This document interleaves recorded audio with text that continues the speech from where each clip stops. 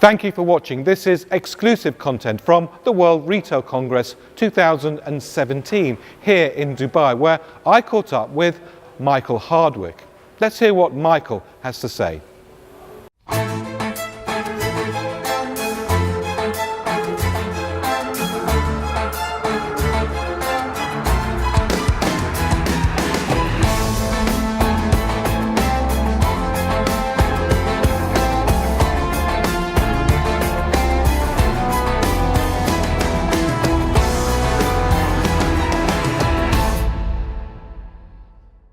Well, I'm here now with Michael Hardwick, who's the Chief Financial Officer of Cotton On. Michael, thanks very much for joining us. Perhaps you can tell people who might not be yet familiar with Cotton On, they will be in a minute, the origins. It's a very interesting story, and what you now do.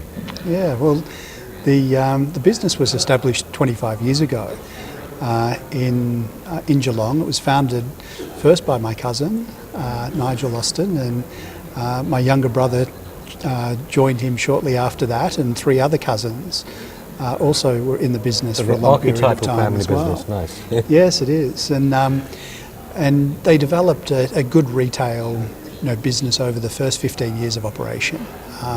It was one brand operating only in Australia with about 100 stores.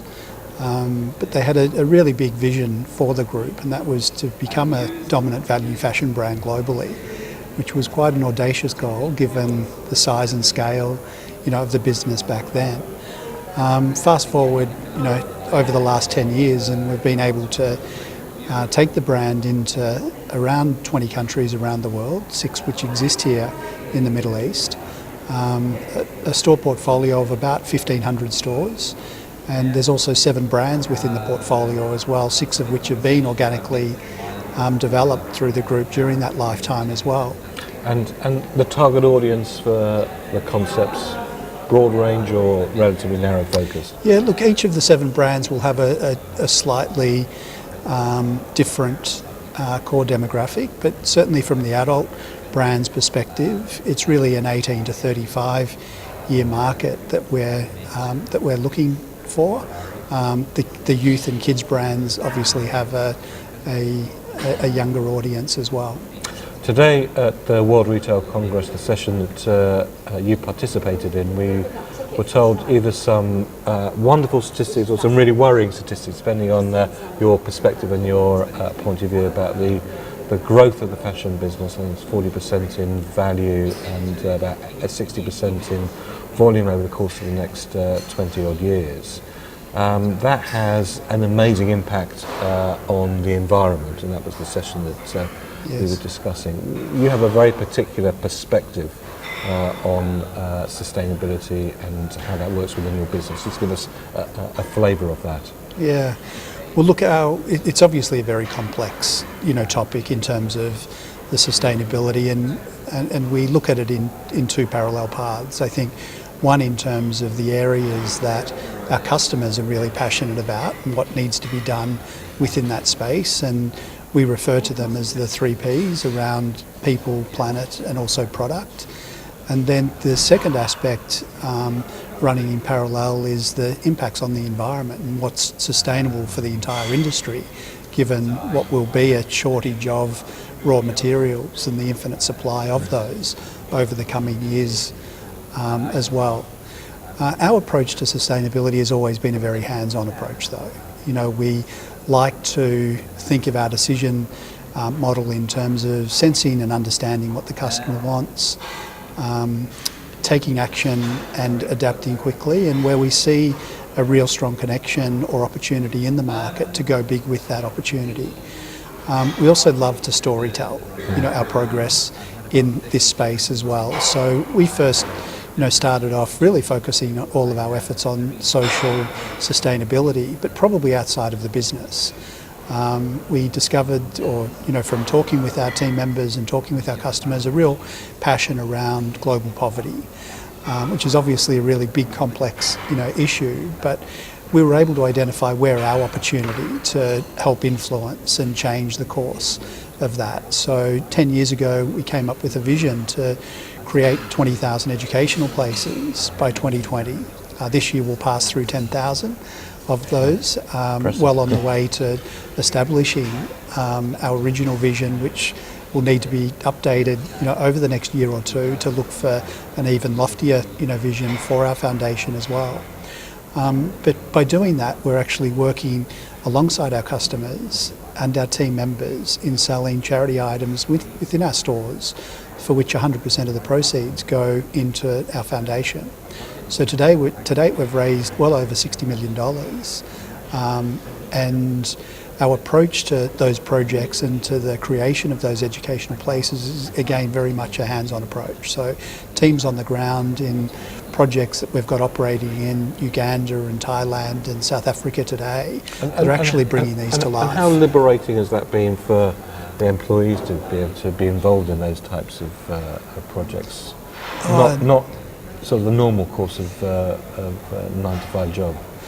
Well, it's not only those that are directly involved with it, but we've sent well over 500 people that work in our teams from around the globe in to live and work in these communities and helping plan, the next phase of that development as well.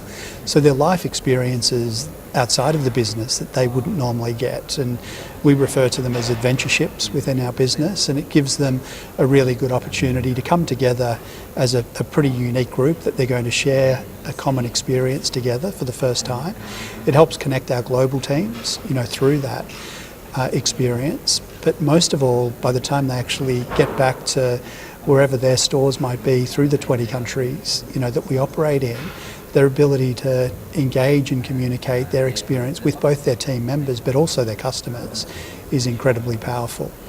Many people might think that doing these types of projects and also being very rigorous on the supply chain in terms of sourcing is an incremental cost in the business that is impossible to get back in terms of the sales price. Do you think doing good is good business? Oh, absolutely. We see that through the engagement of our teams. We see it through the tenure that we get, from them, and they give us feedback, every quarter in terms of what those elements are that make them proud to be part of the global Cotton On team as well. For the numbers we were given this morning, there's going to be massive growth in the fashion industry. One of the examples we're given, just how much water it takes to produce a t-shirt and jeans. What do you think the challenges are in your industry for a growth that is both good for you, for business, but also is feasible for the planet? Yes. Well, I think that the primary challenges are going to be around the finite availability of existing or current raw materials that are used predominantly through the manufacturing process, and in particular cotton. So I think for us it will be the advancement of new technologies, not only from a raw material perspective, but also through the recycling, process as well, so that we can capture more of that product that is being recycled into materials that can be 100% repurposed into a new garment, which is not the case today. And are there changes in the technologies of fabric creation from, in a sense, from raw cotton to an end garment that is also going to change the way in which the resources are needed? Oh, well, we certainly hope so, because those existing raw materials will not be able to keep up with demand over the next 30, 40, 50 years, as well. So there's a lot of work that is being done on the development, of those new technologies, and I think it's something that the industry needs to, bandy together and collaborate on what those opportunities will look like, at the end of the day as well. For our customers, being a value retailer, they're still going to be looking for fashionability, wearability, affordability, and we hope that sustainability becomes part of that dialogue in the years to come as well. And do you think that those customers at the moment come to you also because not only you offer a value proposition, but you also offer a sustainability proposition?